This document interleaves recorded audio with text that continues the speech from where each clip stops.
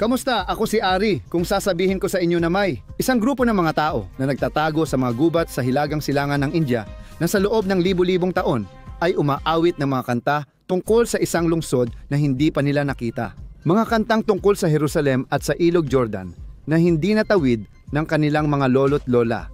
Malamang iisipin mong isa itong alamat, pero ang nangyayari ngayong linggo sa mga opisina ng gobyerno sa Jerusalem ay hindi alamat. Ito ay patakaran ng estado, ito ay budget at ito ay isang karera laban sa oras. Kakapasang lang ng gobyerno ng Israel ng isang makasaysayang operasyon. Ang pauwiin ang huling 5,000 at 800 miyembro ng komunidad Bene Menashe bago sumapit ang taong 2030.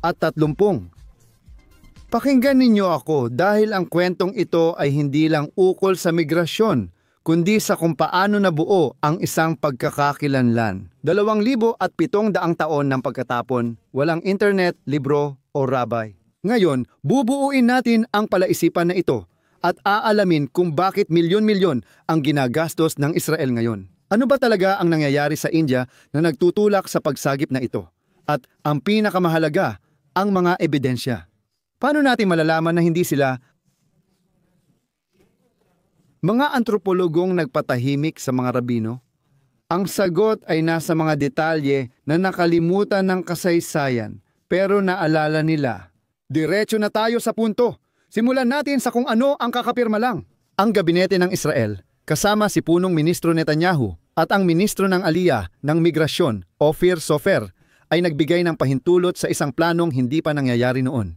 Pinag-uusapan natin ang isang espesyal na budget na hindi bababa sa 70 milyong shekels. Malinaw ang layunin at may takdang panahon. Dalhin ang natitirang buong komunidad ng mga Bnei Menashe. 1,200 katao ang darating bago matapos ang 2,026 sa unang bugso at ang natitirang 4,600 ay darating bago matapos ang 2,030. Ngayon, isang mahalagang paglilinaw para maintindihan ang buong larawan. Hindi sila ang magiging una. Sa nakalipas na 2 dekada, dahil sa mga pribadong organisasyon at espesyal na mga permiso, may ilang nakarating na sa Israel na ngayon dahil nagkaanak na sila ay umabot na sa 4,000 Bnei Menashe na naninirahan sa Israel. Posible na ngayong makita ang kanilang mga anak na nagsisilbi sa depensa ng Israel dahil may komunidad na dito. Pero ang nagbabago ngayon, at ito ang makasaysayan, ay hindi na sila maliliit na grupo na paunti-unti lamang. Ito na ang estado na nagsasabing kukunin natin ang lahat ng kinakailangan. Walang maiiwan. Iyan mismo ang mga salitang binitiwan ni Netanyahu. Pero bakit nagmamadali? Bakit ngayon? Dahil ito ay talagang isang misyon ng pagsagip. Kailangan kong ilagay sila sa mapa. Sa estado ng Manipur, sa hilagang silangan ng India, sa hangganan ng Myanmar. Ang rehiyong iyon ay nagliliyab, literal. Isang marahas na etnikong labanan sa pagitan ng karamihan na Meitei at minoryang Kuki, ang grupong tribo na kinabibilangan mismo ng mga Bnei Menashe. Hindi tayo nag-uusap tungkol sa mga protesta sa kalsada. Pinag-uusapan natin ang mga sinunog na baryo. Pinag-uusapan natin ang mga sinagoga. Mga sinagoga sa India na sinunog at winasak ng mararahas ng mga tao. May namatay, lumikas, at may komunidad ng mga Hudyo na naipit sa putukan. Alam ito ng pamahalaang Israeli. At sa opisyal na pahayag, kahit na gumagamit sila ng medyo diplomatiko na wika, tahasan nilang binanggit ang mga tensyon sa pagitan ng mga etniko at ang pangangailangang pabilisin ang relokasyon. Sinabi ni Netanyahu ang isang pangungusap na sumasalamin sa diwa ng operasyong ito. Walang isa mang kapatid natin ang malilimutan. Kaya, unang konteksto. Inilalabas ng Israel ang kanilang mga tao mula sa isang lugar ng digmaan. Dito nagsisimula ang kwento at nakakabighani ito. At dito ko gustong buksan ninyo ang inyong isipan sandali dahil papasok tayo sa usapin ng antropolohiya at pananampalataya. Matagal nang sinasabi ng mga nagdududa, imposible yan. Mahigit 2,700 taon na mula nang ipatapon ng mga Asiryo ang 10 tribo sa hilagang Israel noong 722 before Common Era. Nahalo sila, nawala sila. Hindi maaaring maging Israelita ang mga magsasakang ito mula sa India. Genetically, totoo ito. Napakahirap ng mahanap ang bakas pagkatapos ng napakaraming halo-halong kasal sa loob ng libu-libong taon. Pero noong dumating ang mga rabay at mga mananaliksik, tulad ni Rabbi Eliyahu Abihay, noong dekada 80, sa mga liblib na baryong ito, ang kanilang nakita ay nagpapatindig ng balahibo. Hindi nila natagpuan ang Hudaismo. Siyempre, hindi nila nakita ang mga bituin ni David sa mga pintuan o ang mga tanyag na hanukyot, ang mga kandelabro na may 8 braso. At alam nyo ba kung bakit? Siyempre, dahil noong ipinatapon ang kanilang mga ninuno, hindi pa nangyayari ang Hanukkah noon. Ang tinutukoy ko ay ang dakilang digmaan, ang kwento ng mga Makabeyo na nangyari mga siglo matapos silang umalis o mapatapon mula sa Israel. Tinutukoy natin ng tahasan ang lahat ng tribo sa hilaga ng Israel, kabilang na dito ang tribo ng Manases, na kilala sa Hebreo bilang Manashe o Menashe. Hindi nila alam ang Talmud, dahil ang Talmud na Hebreo ay naisulat 1,000 taon matapos silang umalis. Ang natagpuan nila ay mas dalisay pa. Natagpuan nila ang Biblia bago ang pagkatapon na parang na-freezes sa panahon. Pahintulutan ninyo akong magpaliwanag sandali tapos magpapatuloy tayo. Kung mahilig kayo sa musika, lalo na sa mga salmo ni Haring David sa Hebreo at Espanyol, bisitahin ang channel na La Voz de Sion. Magandang proyekto ito ng aking anak na babae at asawa na tiyak na magugustuhan ninyo. Siyempre, mag-subscribe kayo at ibahagi ang channel sa mga sa tingin ninyo ay mag-i-enjoy din dito. Tinitiyak ko sa inyo na magugulat kayo sa magandang sorpresa. Pakinggan nyo ako sa 4 na pagsubok na ito. Una, ang sakripisyo ng Paskwa ng Pesak, na kilala sa wikang Hebreo na hindi nila alam na iyon pala ay Paskwa, na ginagawa na pala nila ang Paskwa. Ang mga pari sa baryo ay nagsasagawa ng isang partikular na ritual 1 beses sa 1 taon tuwing tagsibol. Kumukuha sila ng isang hayop, iniaalay ito, at sobrang maingat sila. Talagang metikuloso na hindi mabalik kahit 1 buto ng hayop. Pamilyar ba ito sa inyo? Parang narinig nyo na ba ito? Sa konteksto ng Biblia, siyempre, ito rin ang tagubiling mababasa natin sa mga banal na teksto tungkol sa Korban Pesach, ang hain ng Paskwa, sa aklat ng Shemot, sa aklat ng Exodo. Di nila kayang magbasa ng Hebreo, pero alam nilang tuwing tagsibol isinasagawa ang ritual na ito. 2, ang awit ng pulang dagat. Mayroon silang tradisyong pasalita, mga sinaunang kanta sa kanilang wika, ang Misokuki, na hindi tumutukoy sa mga Diyos ng Hindu o mga espiritu ng gubat. Nagsasalita sila tungkol sa isang bayan na tumawid sa dagat na nahati sa 2. Nagsasalita sila tungkol sa magkakapatid na tinatawag na Manmasi. Sa linguistika, napagtanto nila na ang Manmasi ay isang pagbabagong tunog ng Manases. Libu-libong taon na nilang tinatawag ang kanilang sarili sa isa't isa bilang mga anak ni Manases, sa kanilang mga awitin at mga kwento. Pangatlo, ang pagluluksa at ang pananamit. Meron silang mga partikular na batas tungkol sa pagluluksa at mga ritual ng kalinisan ng pamilya na tumutugma sa batas ng Biblia. Ang kanilang tradisyonal na kasuotan ay may mga disenyo at palawit sa 4 na sulok ng kanilang mga damit na tumutugma sa utos ng Biblia na maglagay ng palawit sa mga gilid ng kasuotan. Bagamat hindi nila alam ang tinatawag natin ngayon na tsitsit kwarto, ang pagtutuli ang pinakamalakas na aspeto. Bagamat napapaligiran ng mga kulturang Asyano na hindi nagtutuli, pinanatili ng Bnei Manasseh ang gawaing ito sa maraming siglo. Ginagawa nila ito sa 8 araw ayon sa utos ng Torah ni Moises.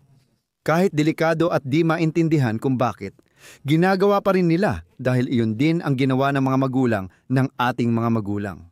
Kaya naman, lahat ng ito ay hindi basta-basta pwedeng imbentuhin. Hindi madaling magising ang grupo sa gubat ng India at biglang huwag baliin ang buto ng hayop. Sa tagsibol, tuliin agad ang mga anak sa 8 araw. Ito ay walang iba kundi ang muscle memory ng isang bayan.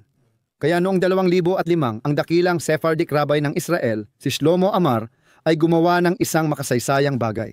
Naglabas siya ng isang pahayag na kinikilala sila bilang magiging binhi ng Israel, ang binhi ng Israel. At sinabi niya mismo, hindi sila mga Hudyo, ayon sa mahigpit na batas ng rabbinical. Ngayon, dahil naputol ang kadena, pero walang duda, may mga ugat silang Israelita. Kaya, pagdating nila sa Israel, dumadaan sila sa proseso ng pagbabalik loob para muling makakonekta ng formal. Hindi ito pagbabalik loob ng nagsisimula sa wala, kundi pagbabalik tahanan. At sa puntong ito, imposibleng hindi itanong sa sarili, ito ba ay isang natatanging kaso? Sila lang ba ang mga nawawala na bumalik mula sa mga tanyag na tribo ng Israel? Ang sagot ay isang matibay na hindi, at ito ang lalong nagpapatibay sa kwentong ito. Naranasan na ito ng Israel ilang dekada lang ang nakalipas nang natuklasan ang Beta Israel, na siyang tawag sa mga Hudyo mula sa Ethiopia. Sa loob ng maraming siglo, may isang itim na komunidad na naninirahan sa mga bundok ng Aprika na nagdiriwang ng Shabbat tuwing Sabado. Ibig sabihin, sinusunod nila ang lahat ng tuntunin sa pagkain ayon sa utos ng kasulatan ng Biblia at itinuturing nilang sarili nila bilang mga inapo ng tribo ni Dan. Pinagtatawanan sila ng mundo hanggang sa dekada 80 at 90. Sa mga lihim na operasyong parang pelikula, gaya ng Operation Solomon, nagpadala ang Israel ng jumbo jets at iniligtas ang libo-libo sa nighttime airlift. Ngayon, mahigit 150,000 na silang mga mamamayang Israeli. May mas misteryosong mga kaso pa, gaya ng tribong Lemba sa Zimbabwe at South Africa. Sinasabi rin nila na sila ay mga Israelita. At noong dekada 90, pumasok na ang agham sa eksena. Natuklasan ng mga pag-aaral sa henetika na ang kanilang pangkat ng mga pari na tinatawag nilang angkan ng buba ay may modal na hiplotipo. Cohen, ano ito? Isa itong particular na genetic marker na ibinabahagi ng mga inapo ni Aaron, ang mga paring Hudyo na nabubuhay pa rin hanggang ngayon. Ibig sabihin, hindi sila nawala sa 2,000 taon ng kasaysayan. Noong unang siglo, ayon sa naisulat, lumitaw sila at hanggang ngayon ay kilala pa rin. Kaya napakadaling matukoy ang bakas ng kanilang henetika. Ibig sabihin, may mga Aprikano sa timog ng kontinente na may parehong deoxyribonucleic acid ng mga pari gaya ng isang rabinong Cohen mula sa Jerusalem? Hindi. Ang Bnei Manashe ay hindi isang hiwalay na pantasya, kundi bahagi ng pandaigdigang palaisipang nabubuo sa ating harapan. Lumilitaw na ang mga nawawalang bahagi ng Israel. Ngayon, balik tayo sa 2025. Alam na natin kung sino sila, na hindi lang sila ang ganoon at bakit dapat silang ilabas sa India. Pero ano ang gagawin ng Israel sa halos mga bagong tao? Dito papasok ang estratehiya ni napunong Ministro Netanyahu at Ministro Sofer. Hindi nila dadalhin ang mga ito sa Tel Aviv o Eilat, ang paraisong lungsod sa timog ng Israel na paborito ng mga turista. Ang opisyal na plano, sabi ni Nof Agalil at ito ay nasa Hilaga, gusto kong maisip ninyo ang mapa ng Israel. Ang Galilea ay nasa Hilaga, isa itong magandang lugar, mabundok, pero demograpikong komplikado. Malaki ang populasyon ng mga Arabo at Israeli, at dito rin ang hangganan natin sa Lebanon at Syria. Sa loob ng maraming taon, may pambansang patakaran ng pag-Judize ng Galilea, o mas tamang sabihin, palakasin ang presensya ng mga Hudyo doon. Ang mga Bnei Manashe ay hindi imigrante na naghahanap ng ginhawa sa Tel Aviv. Matitibay at masisipag silang mga taong bundok. Nakikita ng gobyerno sa kanila ang perpektong human capital para palakasin ang Hilaga. At sila ay higit pa sa handa at nakasuot na ng kanilang mga bota. Ayon sa mga ulat, kahanga-hanga ang kanilang pag-aangkop. Ang kanilang mga anak, yaong ipinanganak sa mga nayon ng kawayan, ngayon ay nagsusuot ng berdeng uniforme ng puwersa ng depensa ng Israel. May mga sundalong Bnei Manashe, ngayon mismo sa Gaza at sa Hilagang Hangganan. Isa sa kanila, si Anog, ay nagsabi sa panayam, ginagawa namin ang lahat para maglingkod sa bansa at sa Diyos ng Israel. Hindi sila pumupunta rito para sa subsidiya, kundi para maglingkod na mahalaga sa Israel. Alam ko ngayon na maraming nag-iisip at magiging tapat ako gaya ng dati. Ari, parang lahat ay maganda at perpekto. Dumarating sila at ayos na. Ang sagot ay isang matibay na hindi. Napakahirap ng integrasyon at talagang mahirap ito. Isipin nyo na lang ang cultural shock. Galing sila sa mga rural na lugar ng India, papunta sa isang bansang high-tech, maingay at mahal gaya ng Israel. Noon pa may mga problema ang mga unang dumating. Hadlang sa wika, hirap sa magandang trabaho, may kabataang naliligaw at pakiramdam ay naipit sa dalawang mundo. Ngayon, iba na ang plano dahil natuto na ang gobyerno sa nakaraan. Ang operasyong ito na nagsisimula ngayon base sa napirmahan noong 2025 ay para akitin ang mga unang darating sa 2026. Tinatanggal nito ang mga pribadong tagapamagitan tulad ng ilang organisasyon sa Israel na nagdadala ng bagong migranteng Hudyo mula sa iba't ibang panig ng mundo. At inilalagay nito ang Estado mismo ang direktang namamahala. Magkakaroon ng sentro ng direktang pagsasama, ulpan pinalawak na klase ng Hebreo at sosyal na alalay sa loob ng 15 taon. Hindi lang gustong dalhin sila ng Israel, gusto rin nitong magtagumpay sila. At ako naman, gusto kong mag-iwan sa inyo ng isang pagninilay. Nabubuhay tayo sa isang mapanlinlang na mundo, isang mundo kung saan ang balita ay tungkol sa kamatayan, digmaan at korupsyon. Pero ang makikita natin sa susunod na 5 taon ay isang himalang biblikal na ipapalabas ng live. Makikita natin ang mga eroplano sa Ben Gurion at mga matatandang bumababa, hinahalikan ang mainit na aspalto ng Tel Aviv. Umiiyak sila dahil ang kanilang mga lolo at ang mga lolo ng kanilang mga lolo ay nangarap ng ganitong sandali sa mga gubat ng Manipur. Sabi sa Isayas, Kabanata 43, dadalhin ko ang iyong mga lahi mula sa silangan. Ang Manipur ay nasa silangan, eksaktong nasa silangan. Ibinabalik ng Israel ang mga nawawalang anak nila. Sa paggawa nito, naaalala natin ang dahilan ng pag-iral ng estadong ito. Hindi lang para ipagtanggol ang sarili, kundi para maging tahanan ng sinumang may taglay na apoy ng pagkakakilanlan kahit gaano pa katagal ang lumipas. Kaya sige, ito ang pagsusuri. Kung nagustuhan ninyo at pinahahalagahan ang ginagawa namin sa channel na ito, hinihiling ko na mag-subscribe kayo sa channel. Kung hindi nyo pa nagagawa, huwag kayong umalis nang hindi nag-iiwan ng like at sabihin ninyo sa akin sa mga komento. Sa palagay nyo ba may iba pang nawawalang tribo na naghihintay matuklasan? Dahil naroon ang pangako, ako si Ari mula sa Israel. Habang nasasaksihan natin kung paano isinusulat ang kasaysayan sa harap ng ating mga mata, magkita tayo muli.